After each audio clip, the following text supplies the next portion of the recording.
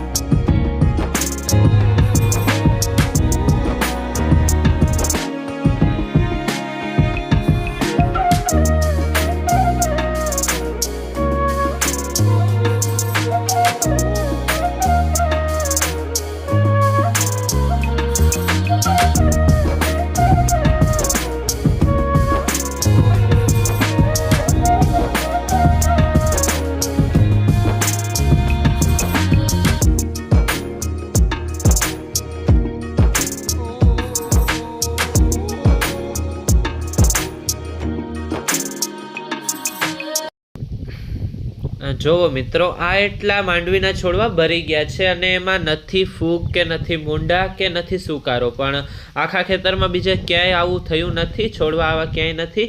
કદાચ આ અહીં કુંડાળું પડી ગયું છે તો કદાચ વીજળી પડી હોય અને આખા છોડવા બળીને કાળા પડી ગયા છે, તો કદાચ વીજળી પડી હશે.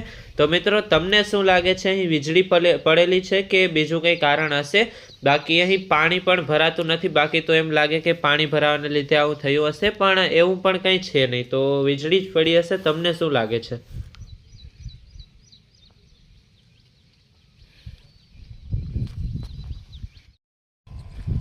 બાકી મિત્રો, અહીં પપ્પા 66 નંબર મગફળીમાં ફાલ બેસવાની દવા છાંટે છે અને આ દવા કઈ છે તો તમારે જાણવું હોય તો કમેન્ટ કરીને પૂછજો, હું તમને રિપ્લાય આપીશ. અને આપણી 22 નંબર મગફળીમાં આ દવાના છંટકાવ કર્યો હતો, તો થોડા દિવસ પહેલાં કર્યો હતો. તો આગળના વિડીયોમાં તમને તેનું રિઝલ્ટ બતાવું, તો બન્યા રહેજો વિડીયોમાં મિત્રો.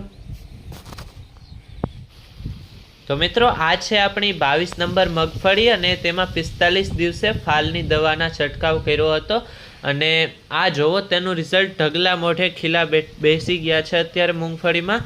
બાકી તમારે કેવી છે મૂંગફળી અને કેટલા દિવસની થઈ ગઈ છે કોમેન્ટમાં જરૂર કહેજો મિત્રો.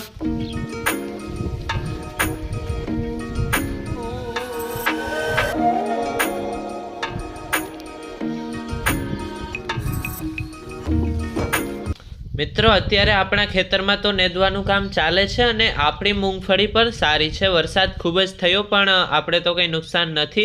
પણ અમારી બાજુમાં જે ખેતર છે તેમાં પાણી ભરાય છે, તો તેમાં તમે જોઈ શકો છો શું હાલત થઈ ગઈ છે પાકની.